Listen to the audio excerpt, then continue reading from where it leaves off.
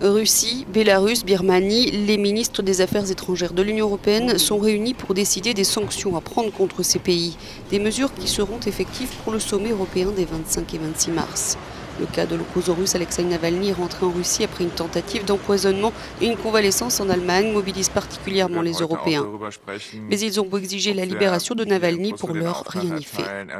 Nous discuterons aujourd'hui de la question de savoir si nous donnons le mandat ici à Bruxelles de réimposer des sanctions à la Russie, notamment en raison de la condamnation d'Alexeï Navalny et le fait qu'il puisse maintenant passer sa détention dans un camp de travail. Cela nous occupera aujourd'hui et je suis favorable à ce que nous donnions ici le mandat à l'Union européenne pour préparer de telles sanctions contre des listes d'individus. Au Bélarus, l'emprisonnement et le harcèlement contre les journalistes pourraient également être punis, même si 3 trains de sanctions ont déjà été adoptés contre le régime et que le président Alexandre Loukachenko a été inscrit sur une liste noire sans aucun effet, Minsk ayant le soutien affiché de la Russie. Au Bélarus, la répression s'intensifie, l'intimidation de la population, de la société civile, a déclaré Josep Borrell.